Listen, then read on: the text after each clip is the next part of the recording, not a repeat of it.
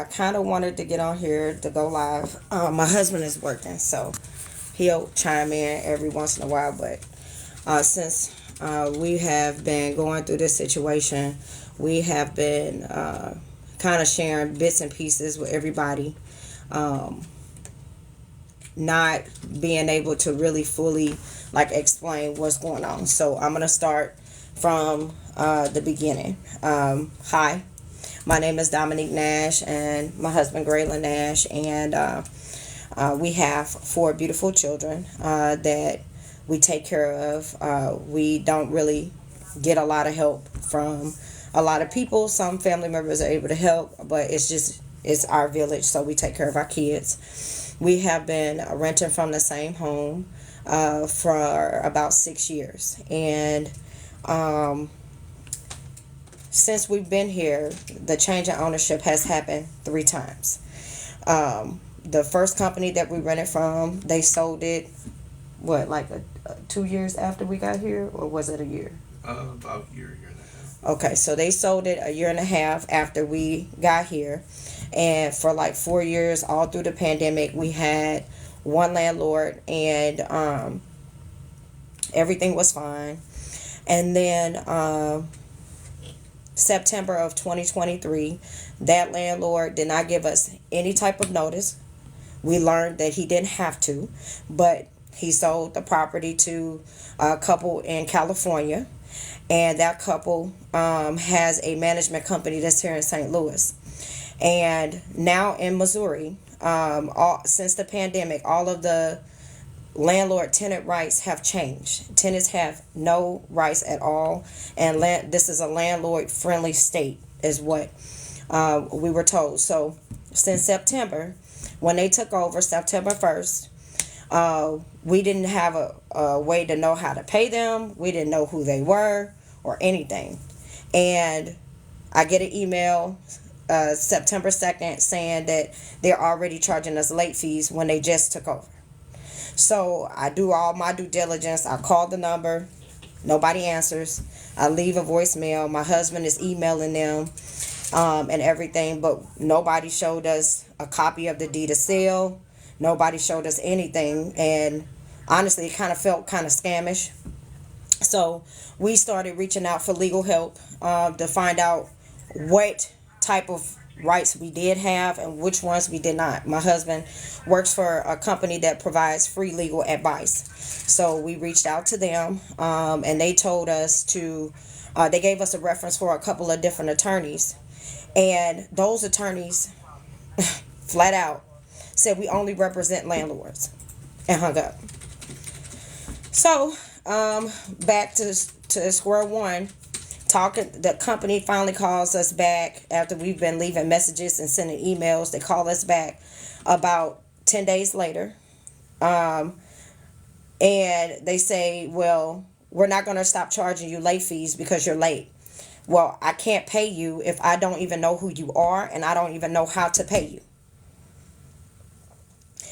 And they say that you people don't know the law. And I said, what do you mean, you people? And they said, I'm just saying you people don't know the law.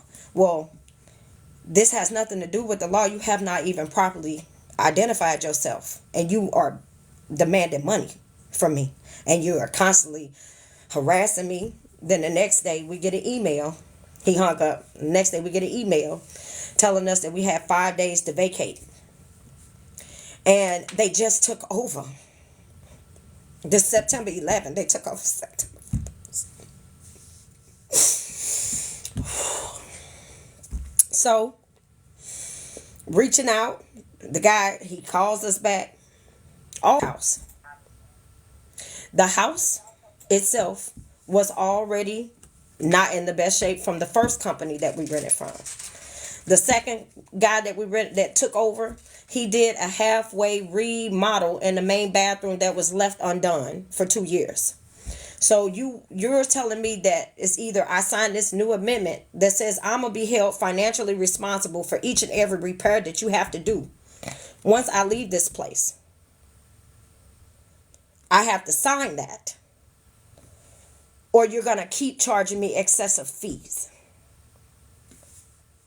with nobody to help us, we had no choice but to sign it.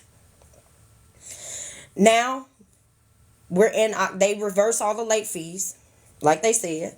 Now we're in October. We've already communicated with them because my husband is the primary breadwinner. I work here and there, but I really am a homemaker.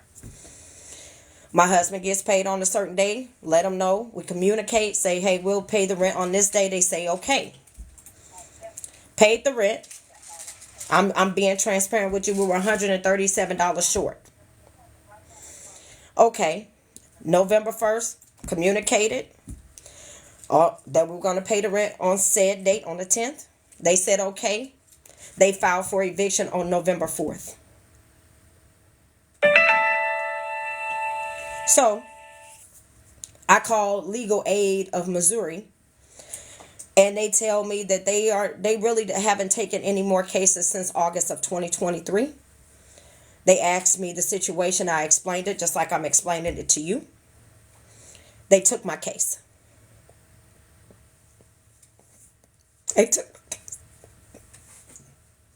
So, I'll go ahead and give you a minute to take over. So, they took our case November 3rd, around November 29th.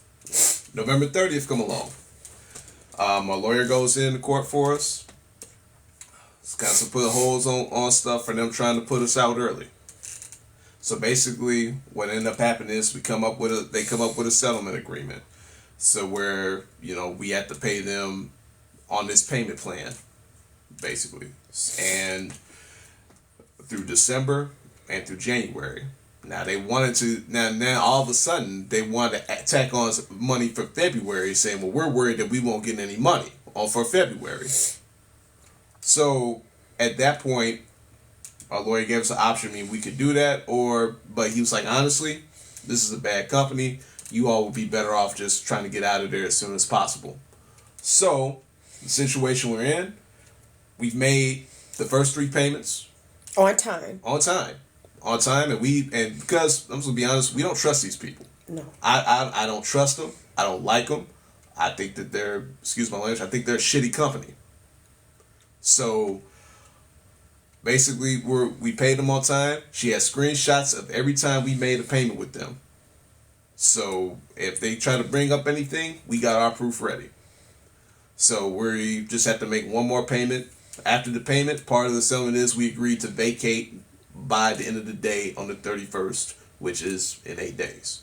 In 8 days. So in the meantime, we're looking for places. Nobody wants to rent to us because of this case. Even though we've written to a settlement agreement. It's like, and my wife said, it's like we're blacklisted.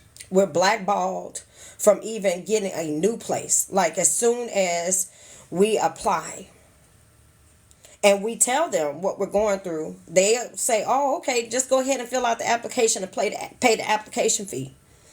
And immediately after we pay them, we're denied. Because it just shows that there's a case on mocasenet.net. Yeah, mocasenet. Yeah, mocasenet. Whatever the site is. Right, it's a public site. You can go up there here in Missouri. You can look up, see if you had court dates or any court hearings against you. So that court hearing is there. They basically put a hold on it once we completed all the terms of the settlement. Basically till February 8th is supposed to be dismissed. But even with it being dismissed, it's a possibility that still won't be enough. So now it's supposed to be dismissed. But even with it being dismissed, it's a possibility that still won't be enough. So now we gotta wait even longer for them to make sure it doesn't even show up. So basically, we have to play a waiting game while we're trying to figure out, not only where we're gonna live, but where our kids gonna live, and what about their schooling. No, that's the part, again, and we've said this. If it was just me and her, it would be hard, but it wouldn't be so heavy. It's like, okay, we got to find somewhere else to live. We got to make a different move. But because we have not just one child, we have 4 children. Yeah. And they're not even, our oldest isn't even going to be a teenager yet until next weekend. Yeah. Right? So we have all children under 18, 4 children under 18, youngest 3 years old. We have to figure out not only how we're going to, make sure that they have shelter, but also what are we going to do about their schooling? And that's the stuff that gets lost in all this. They're so worried about money, even though we paid them. Like we made sure that we still paid them the rent. They still got rent. It wasn't like we just paid them, oh, here's a couple $100 here, a couple. No, we gave them over $1,000 each time. And they still put through and evicted us. Yeah. Like they really wanted us out in the beginning. Yep.